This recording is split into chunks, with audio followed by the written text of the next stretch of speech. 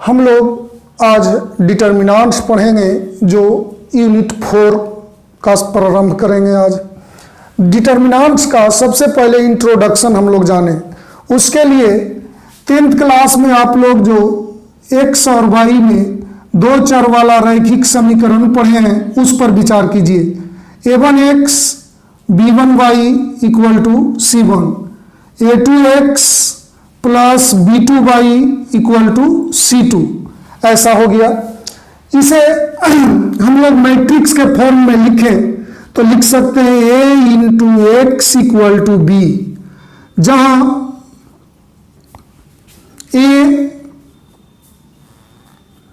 a1 b1 a2 b2, x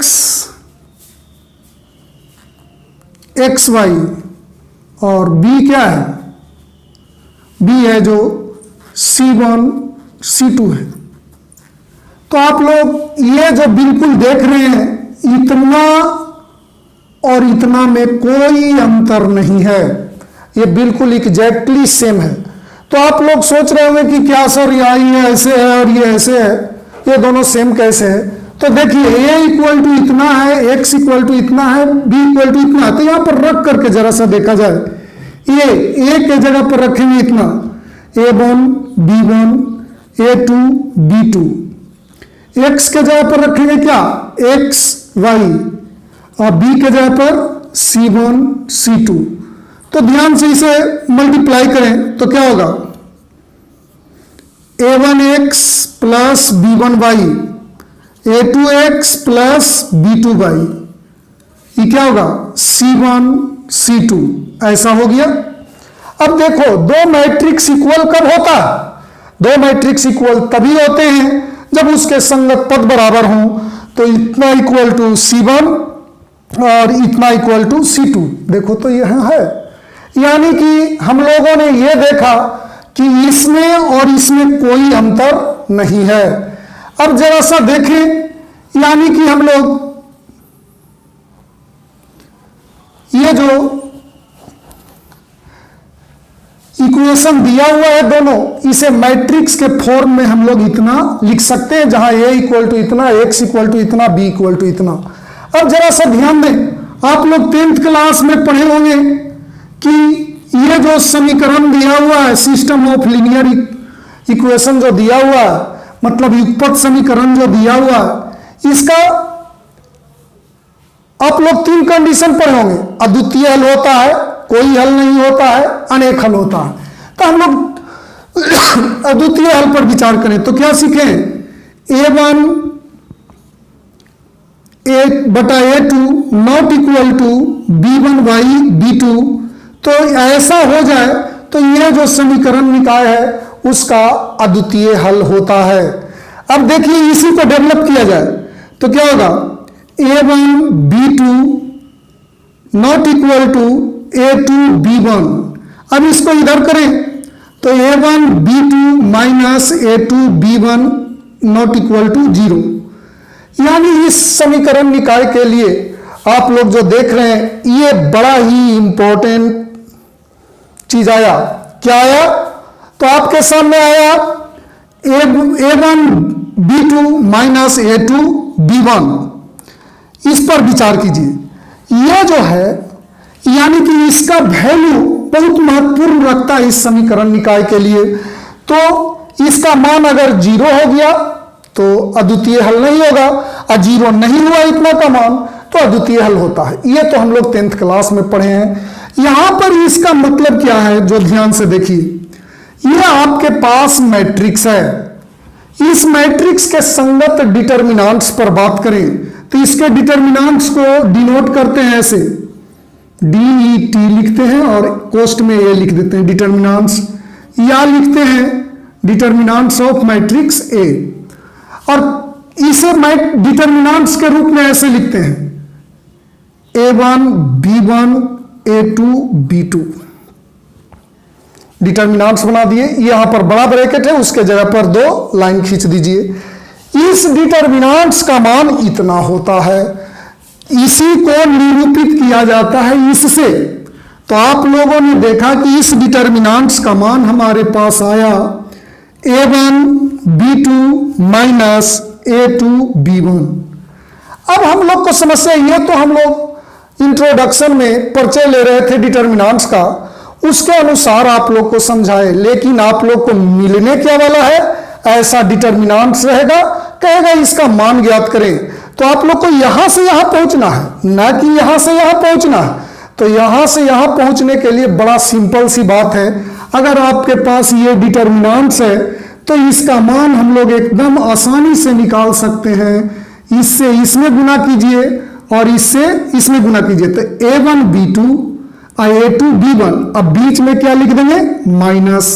तो इसी determinants का मान निकल गया। जैसे एक और एग्जांपल में देखिए, a b c d, इस डिटर्मिनेंट्स का मान निकालना है तो आप तिरछा गुना कीजिए, ad माइनस बीच में लिखते हैं cb, यही इस डिटर्मिनेंट्स का मान हो गया।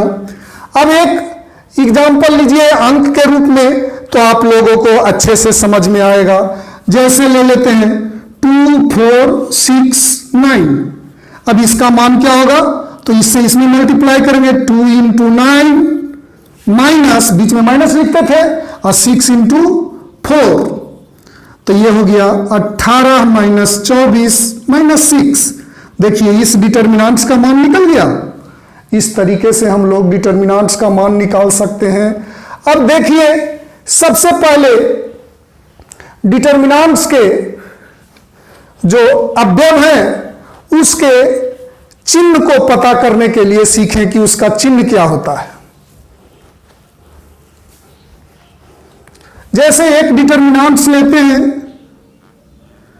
तो ये जगह जो भी एलिमेंट होता है बाबू, उस किसी भी एलिमेंट को हम लोग डिनोट करते हैं ए आई जे के फॉर्म में। तो यहां पर देखिए ये रो नंबर 1 कॉलम नंबर 1 की इंटरसेक्शन पॉइंट इस जगह है, तो A11 होगा। इस जगह क्या होगा, A12, यहां क्या होगा A21 A22, यही हो गया।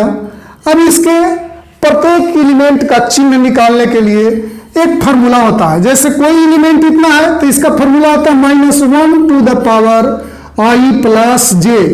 जैसे इस एलिमेंट का आप चिन्ह निकालना चाहते हो तो -1 के पावर 1 प्लस 1 इसके कर दिए, तो -1 टू द पावर 2 हो गया, यानी 1 आया, मतलब ये +1 आया, तो इसका चिन्ह क्या हो गया, प्लस।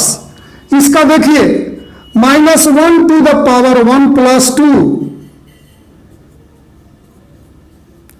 -1 आ गया, तो इसका चिन्ह हो गया माइनस। उसी तरीके से इसका माइनस आ जाएगा और इसका प्लस आ जाएगा। तो हम लोगों ने इसका देखा प्लस माइनस माइनस प्लस, इस सब का चिन्ह हुआ। अब हम लोग 3 रो और 3 कॉलम वाले को देखें। हमारे पास इसको बहुत अच्छे से देखिएगा, इसी पर प्रॉब्लम ज्यादा बनेगा। 1 2 A13 A21 A22 A23 A31 A32 A33, बिल्कुल सेम निकालिए। -1 के पावर i प्लस जे, इसका चिन्ह निकाल रहे हैं, तो 1 plus 1 -1 to the power 2 plus 1, इसका चिन्ह प्लस हो गया। इसका निकालिए 3 -1, इसका चिन्ह माइनस हो गया। बिल्कुल जिसको ऊपर पावर को ऐड करें, सम संख्या आ गया तो प्लस हो गया, अब विषम आया तो माइनस हो गया। जैसे ये दोनों के जोड़े सम आ गया तो प्लस, ये दोनों के जोड़े विषम आ गया तो माइनस, तो ये प्लस होगा, ये माइनस होगा, ये प्लस हो जाएगा, ये माइनस होगा, माइनस हो प्लस होगा, माइनस होगा प्लस होगा। इस तरीके से हम लोग चिन्ह निकाल सकते हैं। तो इसमें 3 वाला में आप लोगों ने देखा plus minus plus minus plus minus plus minus plus, alternate plus minus होते चला जाता है। तो आप लोग चिन्ह तो आसानी से पता कर सकते हैं। अब डिटर्मिनेंट्स का मान जो 2 वाला सीखे थे, अब 3 वाला 3 कोटि,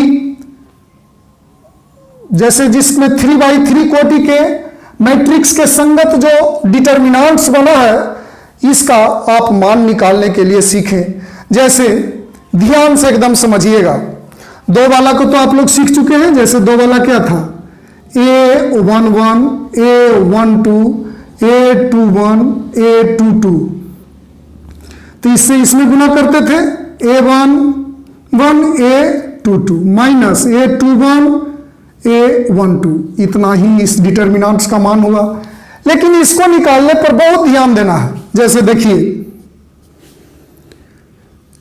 A11 इस पर निकाल रहे हैं, रो नंबर R1 के अनुदिश विस्तार कर रहे हैं।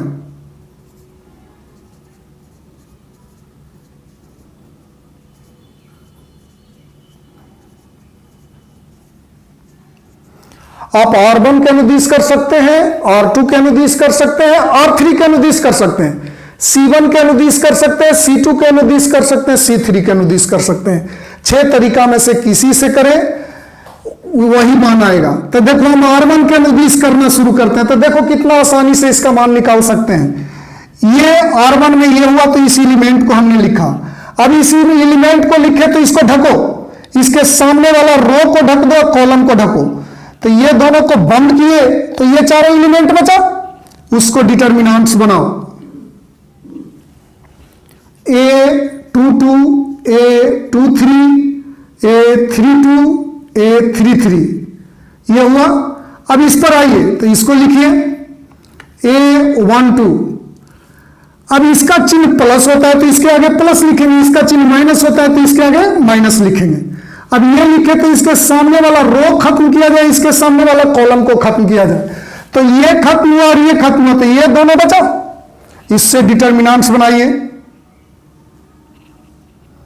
A21, A23, A31, A33 ये तैयार हुआ। अब इस पर आइए तो इसका चिन्ह प्लस होता है तो प्लस लिखेंगे। अब इसके लिए ये रो खत्म, ये कॉलम खत्म, ये 4 बचेगा। इससे डिटर्मिनेंट्स बनाइए।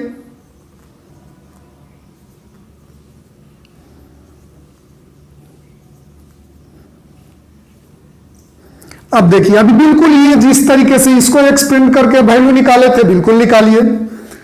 तो A11 इसको क्या लिखेंगे, A22 into A33 minus A32 into A23। A12 इसको निकालेंगे तो इससे इसमें गुना करेंगे, A21 A33 minus A31 into A23। A13 इससे इसमें गुना कीजिए, A21 A32 minus A31 into A22। इस तरीके से ये पूरा कंप्लीट ये एक अंक आ जाएगा। इसको कैलकुलेट करेंगे, इस जगह सभी जगह अंक रहेगा तो इसको कैलकुलेट करेंगे तो एक नंबर आ जाएगा।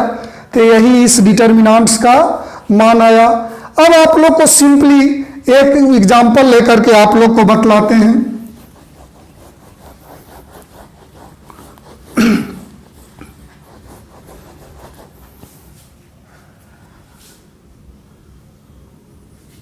टू 4 6 1 2 3 3 6 9 मान लीजिए आपके पास ये डिटर्मिनेंट्स है। इस पर ध्यान दीजिए, इसको R1 के अनुदिश विस्तार करते हैं तो 2 ये खत्म, ये खत्म, ये चारों बचा।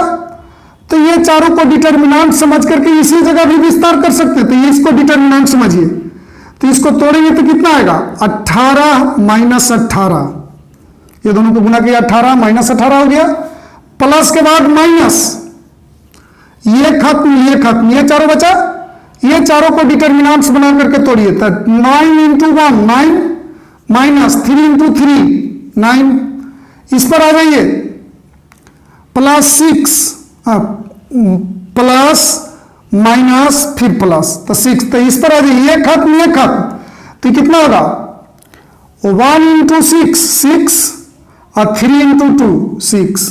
तो ये 0 हो गया, तो 0 0 0 सब 0 आ गया। तो ये तो R1 के अनुदिश विस्तार किए। इसी को आप लोग देख लीजिए,